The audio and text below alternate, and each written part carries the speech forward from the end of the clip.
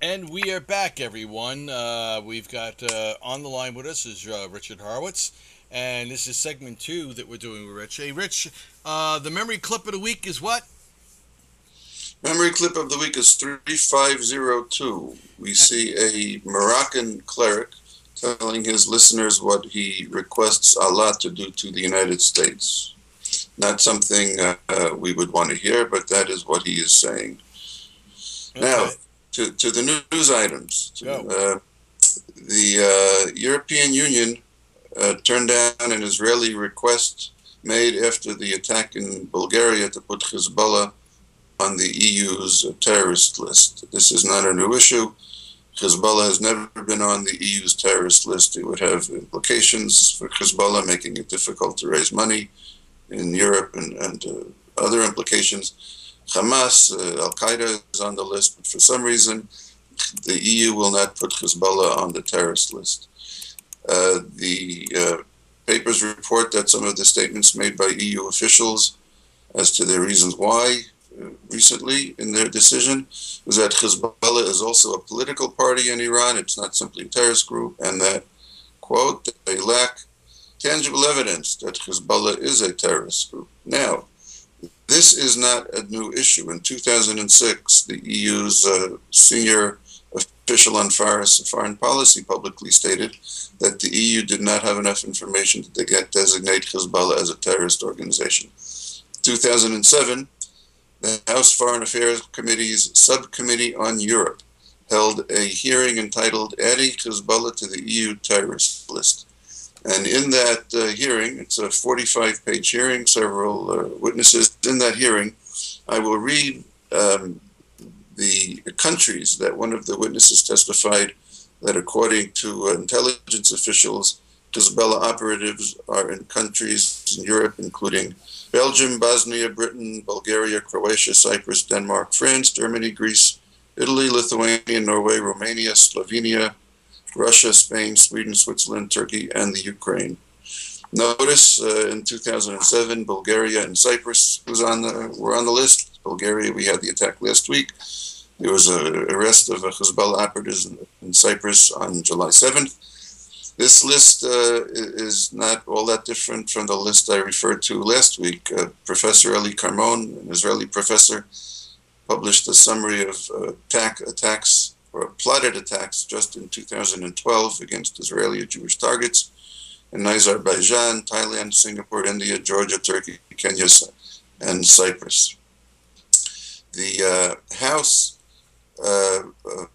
Foreign Affairs Committee actually issued a report in March 2012. Actually, excuse me, it's the Committee on Homeland Security, where they said, according to the consensus among experts and officials, intelligence officials, is that Hezbollah is likely to have 100 operatives here in the United States.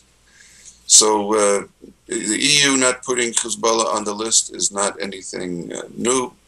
It came up again. I refer everyone to an article published in the Jerusalem Post in February by an Israeli entitled Why Iran Has Trouble Targeting Israeli Diplomats. And as we have seen, there have been a number of failed attempts, and that article was published in February before many of these failed attempts. Last item is that Reuters published that it got hold of an NYPD document. It didn't say how. The NYPD document is entitled Suspected Iranian and or Hezbollah-Linked Plots Against Israeli and Jewish Targets, 2012 Chronology. And it had 9 plots, 3 in January, 3 in February, 3 in June. Again, the same countries that we've been hearing, Thailand, Kenya, Cyprus, Azerbaijan, India, Georgia, cited the DC plot. And it also made mention that these plots in the recent year are less sophisticated than the earlier plots. And again, let's refer back to that Jerusalem Post article from February 2012, why Iran is having trouble targeting Israeli diplomats.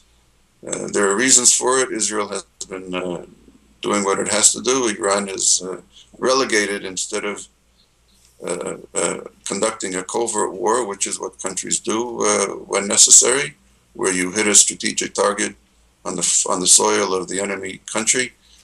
Iran is not capable of doing that, apparently. It's hitting soft targets, civilians, on the soil of a third country, which is simply a terrorist attack, no different than what any common criminal or sociopath could do if he so wanted.